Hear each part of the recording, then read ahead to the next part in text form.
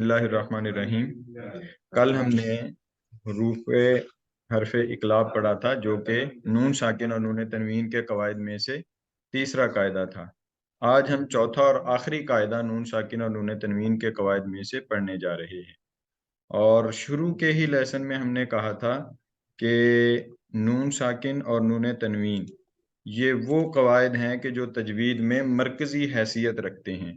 اگر ان قواعد سے معرفت ہو جائے اور ان قواعد کا ہمیں پتہ چل جائے تو ہمارا قرآن مجید 80% ٹھیک ہو جاتا ہے۔ انہی میں سے آج ہمارا جو قاعدہ ہے وہ ہے ادغام۔ وَضَمُّ الشَّيْءِ إِلَى الشَّيْءِ وَضَمُّ الشَّيْءِ إِلَى الشَّيْءِ، ایک شے کا دوسری شے میں ضم ہونا، ایک شے کا دوسری شے میں ضم ہونا، اس کو کہتے ہیں ادغام۔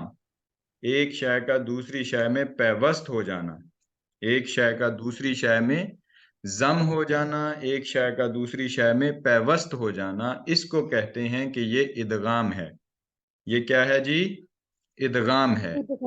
وَضَمُّ الشَّيْءِ إِلَى الشَّيْءِ، یہ ایک دفعہ میرے ساتھ مل کے دہرائیں۔ اس طرح سے جیسے ہم نے اظہار میں 6 حروف پڑھے تھے اور وہ حروف حلقی تھے، حمزہ، ہا، عین، خا، غین، خا۔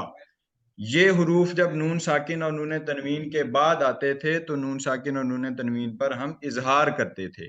پھر اسی طرح سے ہم نے 15 حروف ایسے پڑھے کہ جو نون ساکن اور نون تنوین کے بعد آئیں تو ہم نون ساکن اور نون تنوین پر اخفا کرتے تھے۔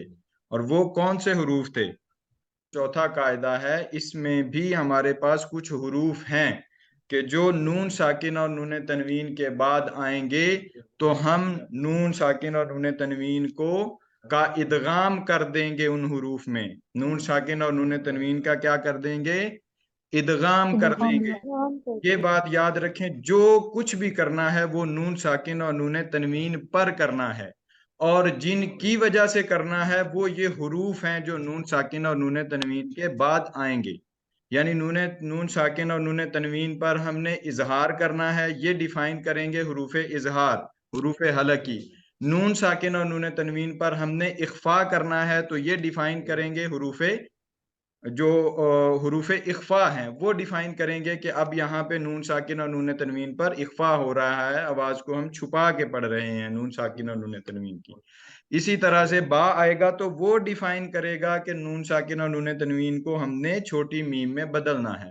اب اسی طرح سے ادغام میں یہ 6 حروف ہیں، یا، را، میم، لام، واو اور نون۔ یا، را، میم، لام، واو اور نون۔ نون ساکن اور نون تنوین کے بعد ان 6 حروف میں سے کوئی حرف آ جائے گا تو نون ساکن اور نون تنوین کو ہم ضم کر دیں گے ان 6 حروف میں۔ کیا کریں گے؟ ضم کر دیں گے ان 6 حروف میں، اور وہ کون سے ہیں؟ یا، را، میم، لام، واو، نون کا مجموعہ ہے یرملون۔ اگر ایک ہی کلمہ یرملون پڑھیں گے تو یہ 6 کے 6 حروف اس میں آ جائیں گے، یرملون۔ یا، را، میم، لام، واو اور نون۔ یا، را، میم، لام اور واو اور نون، یہ 6 حروف ان کا مجموعہ ہے یرملون۔ یہ 6 حروف ادغام بھی ہیں، یہ حروف ادغام ہیں، یعنی نون ساکن اور نون تنوین کے بعد یہ حروف آئیں گے تو نون ساکن اور نون تنوین کو ان حروف میں ضم کر دیں گے، ضم کر دیں گے۔ اب اس کا وہی پراپر حکم کی تعریف آ گئی، تو آپ لوگ نوٹ بھی کر لیں پہلے کہ نون ساکن یا نون تنوین کے بعد، نون ساکن یا نون تنوین کے بعد حروف ادغام میں سے،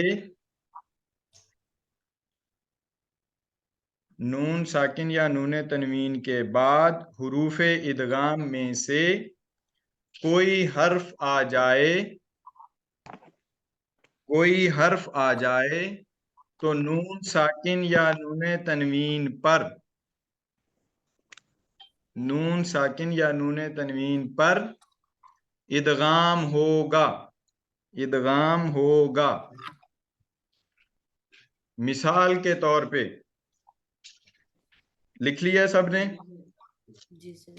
جی ایک دفعہ دوہرائیں میرے ساتھ مل کے دوہرائیں ایک دفعہ پھر آگے چلتے ہیں. نون ساکن یا نون تنوین کے بعد حروف ادغام میں سے کوئی حرف آ جائے تو نون ساکن یا نون تنوین پر ادغام کریں گے.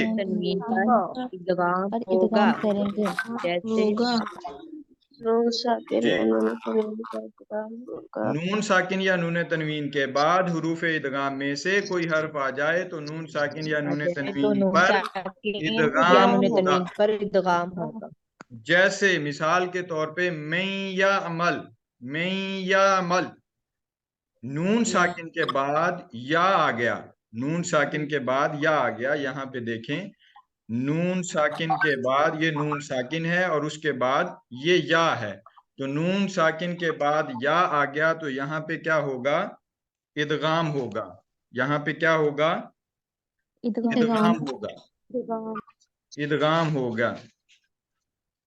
اسی طرح سے دوسری مثال اس کی, پھر نون ساکن آ گیا اور نون ساکن کے بعد واو آ گیا, نون ساکن آ گیا اور اس کے بعد واو آ گیا, اور واو کن میں سے ہے, یہ حروف ادغام میں سے ہے, یرملون میں سے ہے, یرملون میں سے ہے. تو ہم اس کو کیسے پڑھیں گے, من والدن, من والدن, من والدن, من والدن نہیں پڑھیں گے, من والدن نہیں پڑھیں گے بلکہ من والدن پڑھیں گے, من والدن.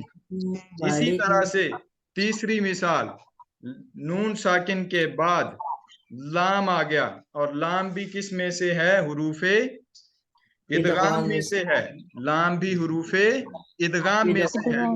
سو یہاں بھی نون ساکن اور نون ساکن کو ہم کیا کریں گے, لام میں ضم کر دیں گے.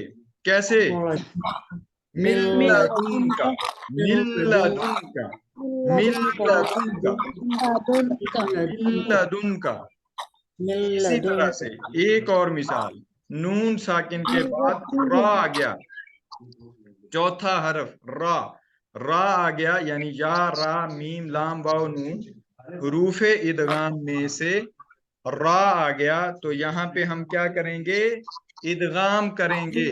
کیسے, نون ساکن کی آواز کو را میں ضم کر دیں گے اور پڑھیں گے مر ربہم, مر ربہم, مر ربہم. عربی زبان میں شائستہ باجی بتائیں گی کون سی. باقی اپنا مائک ذرا بند کر لیں تھوڑی دیر کے لیے. شائستہ باجی اگر مجھے بتائیں کہ فعل کی کتنی اقسام ہیں. سر فعل کی ہم نے 4 اقسام پڑھی ہے, فعل ماضی, فعل مضارع, فعل امر اور فعل اقسام نہیں ہوتا, الف کے نیچے زیر نہیں ہوتا, سارے نوٹ کر لیں. اکثر ہم یہی اور ایسے ہی پڑھتے ہیں, اقسام, اقسام نہیں ہوتا, یہ اقسام ہوتا ہے. اقسام الف کے اوپر زبر کے ساتھ, یعنی حمزہ ہو جاتا ہے تو اس کو ہم پڑھتے ہیں اقسام. قسم کی جمع اقسام. جی فعل کی اقسام بتانے لگی ہیں شائستہ باجی. جی سر, فعل کی ہم نے 4 اقسام پڑھی ہے. عربی لغت میں زمانے کو فعل کہتے ہیں اور اس کی 4 اقسام ہیں, فعل ماضی, فعل مضارع, فعل امر اور فعل نہیں. ٹھیک ہے.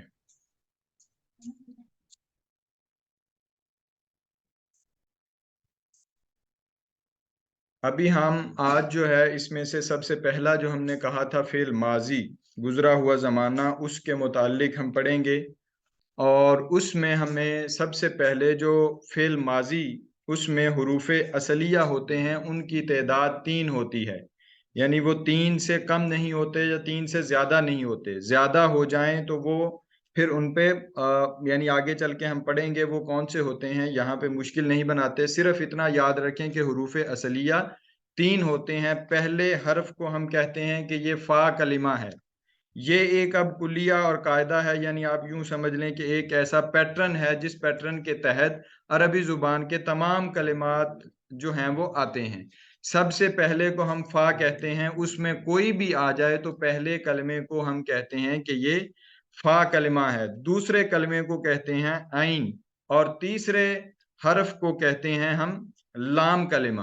تیسرے حرف کو کہتے ہیں لام کلمہ. پہلے کو کہتے ہیں، یعنی 3 ہم نے حروف کہا، اور 3 حروف میں سے پہلے حرف کو فا کلمہ، دوسرے کو عین کلمہ، اور تیسرے کو لام کلمہ کہتے ہیں.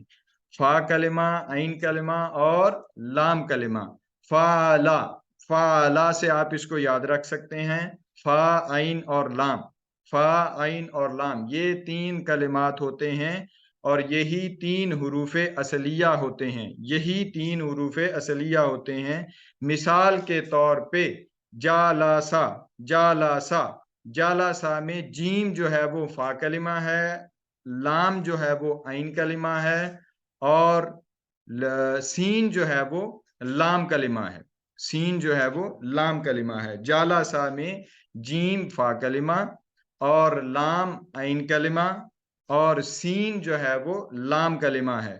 اسی طرح سے اسی وزن پر آنے والے جتنے بھی کلمات ہیں، جیسے کاتابہ ہے تو کاف، تا اور با. کاف، تا اور با میں فا کلمہ کون سا ہے؟ کاف ہے، اور عین کلمہ کون سا ہے؟ وہ تا ہے، اور لام کلمہ جو ہے وہ با ہے.